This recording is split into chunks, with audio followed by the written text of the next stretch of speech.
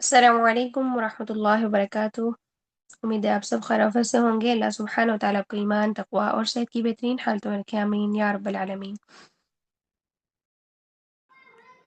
नून साकिन के अहकाम हम कर रहे हैं और नून साकिन के अहकाम में से दो अहकाम हम कर चुके हैं जो कि इज़हार और इक़लाब हम पिछले लेक्चर में कर चुके हैं। अल्हम्दुलिल्लाह हमने नून साकिन और तनवीन में फ़र्क भी देखा कि इनके पढ़ने का तरीका तो सेम है लेकिन इनके लिखने में क्या डिफरेंस आता है, और इसके साथ साथ हमने इज़हार और इक़लाब को भी मुकम्मल देख लिया। इंशाल्लाह आज हम इदगाम का टॉपिक करेंगे। तो जैसा कि आप सबको मालूम है कि नून साकिन और तनवीन के 4 अहकाम हैं जिसमें कि इज़हार, इक़लाब, इदगाम और इख्फ़ा है। आज का हमारा टॉपिक है इदगाम।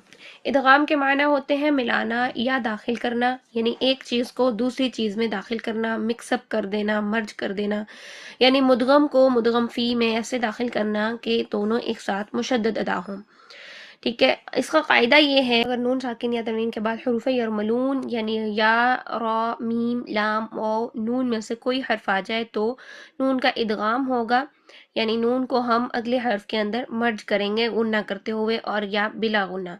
अब हम देखते हैं कि गुन्ना कब होगा और बगैर गुन्ना के कब हम नून को मर्ज करेंगे। तो यहाँ देखिए, तनवीन हो या फिर नून साकिन हो, नून साकिन या तनवीन के बाद अगर हरूफ यरमलून यानी या, रा, मीम, लाम, वाव, नून में से कोई हर्फ आ जाए तो यहाँ पर नून का इदगाम होगा। अगर इनमें से यानी नून का इदगाम की दो अकसाम हैं, इदगाम माल गुन्ना, इदगाम बिला गुन्ना।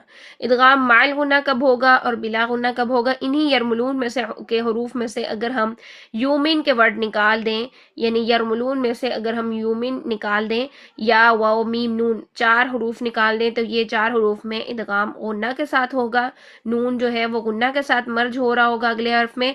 जबकि अगर नून साकिन या तनवीन के बाद लाम या रॉ आ जाए तो नून जो है वो पूरा का पूरा ख़त्म हो जाएगा और नून अपनी तमाम तर सिफात को ख़त्म करते हुए लाम और रॉ में दाखिल होगा और ये इदगाम बिला गुन्ना होगा। ठीक है, यानी हमारे पास हरूफ मौजूद थे यरमलून, इनमें से हमने जो माइनस कर दिया या और मीम और वाव और नून, तो हमारे पास बचा लाम और रा। लाम और रा में इदगाम बिला गुन्ना है और जबकि यूमिन वाले वर्ड में इदगाम माल गुन्ना है।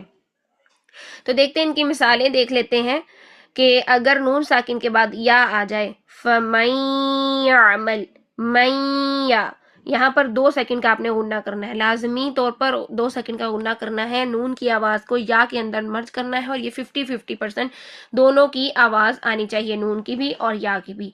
फमैयामल, मई, कुछ लोग करते हैं मैयामल, ये नहीं करना है, मई नून की आवाज़ आनी चाहिए। फमैयामल। आगे देखिए, इन नफअती, ठीक है, ये नून अगले नून में जब मर्ज हुआ तो ये यहाँ पर इदगाम माल गुन्ना हुआ, गुन्ना के साथ इदगाम हुआ। मिम्मा इन, ठीक है, ये नून जब मीम के साथ मर्ज हुआ तो गुन्ना के साथ इसके अंदर गुन्ना की कैफियत के साथ हमने इसको मर्ज किया। म्यौवलियिन, म्यौवा, म्यौवलियिन, ठीक है, यहाँ पर भी इदगाम माल गुन्ना है। तो ये चारों हरूफ हरूफ यूमिन है। ठीक है, अब हम देख लेते हैं लाम और रॉ को भी। यहाँ पर पहले तनवीन है, खैरन यरहु, यानी अगर तनवीन के बाद या आ जाए तो उसका भी यही तरीका है, खैरन यरहु। आगे देखिए, कौमन नकसू, नज़ीरुम मुबीनुन, शाकिरन व इम्मा कफूरन। ठीक है, तो ये हमारा इदगाम माल गुन्ना है। इदगाम बिला गुन्ना कब होगा? जब नून साकिन या तनवीन के बाद लाम और रॉ में से कोई हर्फ आ जाए। कैसे? मिल्लदुनका, अब ये गुन्ना नहीं होगा तो इसको मीम को जो है फौरन हम लाम के साथ मिलाएंगे और कोई टाइम नहीं लगाएंगे, 2 सेकंड वाला कोई टाइम नहीं लगेगा। मिल्लदुनका मिर रब्बिकुम, बस लाम के ऊपर या फिर रॉ के ऊपर जो शद आ रही है इदगाम की वजह से उस पर हमने दबाव जरूर देना है। ठीक है, मिल्लदुनका मिर रब्बिकुम। आगे चलते हैं, कुछ मिसालें हैं यहाँ पर आपके सामने।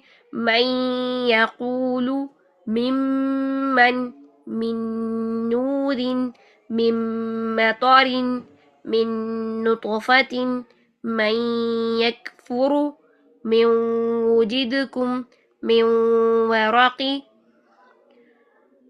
اچھا یہ من یکفر قصد مشید نوح وعاد عظاما نخرة لیلة مبارکة. ٹھیک ہے، یہاں پر ادغام مع الغنہ ہو رہا ہے. یہ بھی کچھ مثالیں ہیں، ان کو بھی آپ پڑھ لیجئے گا کہ ادغام یعنی نون کو اگلے حرف میں مرج کرتے ہوئے آواز جو ہے نون کی اور اگلے حرف کی 50-50% آئے گی جب نون اور نون کا ادغام غنہ کے ساتھ ہوگا. جب نون کا ادغام بلا غنہ ہوگا تو وہاں پر آواز جو ہے وہ 50% نہیں ہوگی بلکہ نون کی آواز ختم ہو جائے گی. ٹھیک ہے. اچھا ایک شرط ہے نون ساکن کے ادغام کی، ایک شرط ہے کہ نون ساکن پہلے کلمہ کے آخر میں ہو اور حروف یومن میں سے کوئی حرف دوسرے کلمے کے شروع میں ہو تو ادغام ہوگا. اگر یہ دونوں ایک ہی کلمے میں آ جائیں تو وہ اظہار مطلق ہوتا ہے. اس کی قرآن مجید میں صرف اور صرف 4 ہی مثالیں ہیں. یعنی نون ساکن جو ہے جیسے یہاں پر آپ کو نظر آ رہا ہے نون ساکن پہلے کلمے کے آخری حرف میں ہے اور جو ادغام والے حروف ہیں وہ یومن میں سے وہ اگلے کلمے کے شروع میں سے ہوں تب ادغام ہوگا. لیکن اگر یومن والے حروف ایک ہی کلمے میں آ جائے نون ساکن کے بعد تو ادغام نہیں ہوگا بلکہ کیا ہوگا، اظہار مطلق ہوگا. اس کو ہم کہتے ہیں اظہار مطلق. ٹھیک ہے، اس کو آپ نے دیکھ لینا ہے، اظہار مطلق کہتے ہیں. تو یہ 4 ہی حروف ایسے ہیں جن میں کہ نون ساکن کے بعد یومن والے جو ورڈ ہیں وہ ایک ہی کلمہ میں آئے ہیں. تو ایک ہی کلمہ میں آنے کی وجہ سے یہاں پر اظہار مطلق ہے. تو آپ نے یہ حروف یاد کر کلمات یاد کر لینے ہیں. قنوان، صنوان، دنیا، بنیان. ٹھیک ہے، ان کلمات کو آپ نے ایز اٹ از یاد کر لینا ہے. ٹھیک، اس کے علاوہ اس کے ساتھ ساتھ یہ کہ یاسین والقرآن الحکیم. یاسین، سین یہاں پر نون جو ہے ساکن ہے سین کا، ٹھیک ہے، اور آگے واو ہے. تو اگر ہم شاطبی کے طریقے سے دیکھیں تو ہم اس میں اظہار ہی پڑھیں گے. یعنی ہم جو پڑھ رہے ہیں، جو طریقے ہم نوٹ کر رہے ہیں وہ بطریقے شاطبی ہی ہے.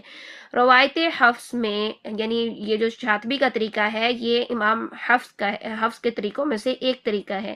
امام حفظ کے تقریباً 52 یعنی 52 طریقے ہیں قرآن کو پڑھنے کے لیے، لیکن ان میں سے ہم صرف ایک طریقہ پڑھتے ہیں، طریقے شاطبی.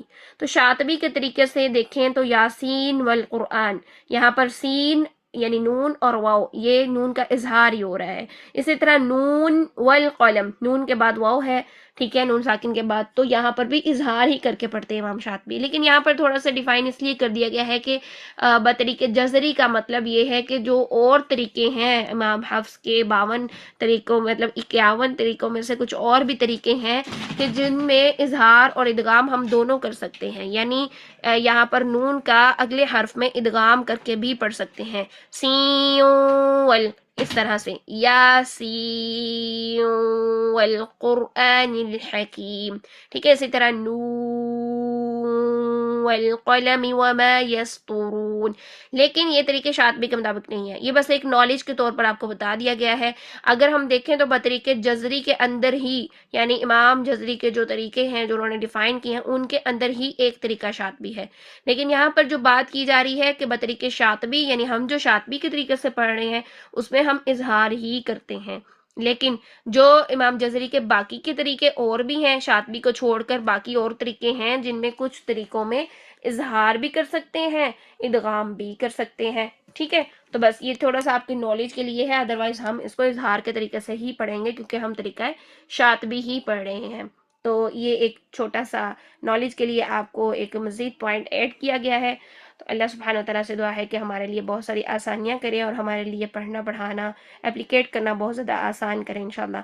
کچھ ہی آپ کے سامنے مشق دی گئی ہے، آپ نے کیا کرنا ہے اپنی ہوم ورک والی کاپی پر نوٹ بک پر ان تمام کلمات کو لکھنا ہے اور آپ نے یہ ڈیفائن کرنا ہے کہ یہاں پر جو ہے وہ تنوین کا یا پھر نون ساکن کا ادغام ہو رہا ہے یا کہ اظہار ہو رہا ہے.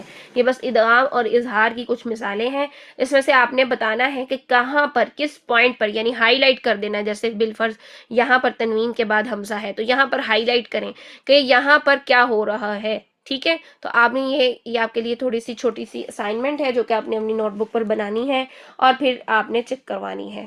انشاءاللہ مجھے امید ہے کہ یہ آپ کو بہت ایزی بھی لگے گی اور آسانی سے آپ ڈیفائن بھی کر سکیں گے. اللہ سبحانہ تعالیٰ ہم سب کا حامی و ناصر ہو. کوئی سوال ہو تو آپ پوچھ سکتے ہیں، کمنٹ باکس میں بھی لکھ سکتے ہیں. کلاس کو وائنڈ اپ کرتے ہیں. سبحانک اللہم و بحمدک نشہد ان لا الہ الا انت نستغفرک و نتوب الیک. سبحان ربک رب العزت عما یصفون وسلام علی المرسلین والحمد للہ رب العالمین. ربنا تقبل منا انك انت السميع العليم وتب علينا انك انت التواب الرحيم برحمتك يا ارحم الراحمين آمين يا رب العالمين. السلام علیکم ورحمۃ اللہ وبرکاتہ.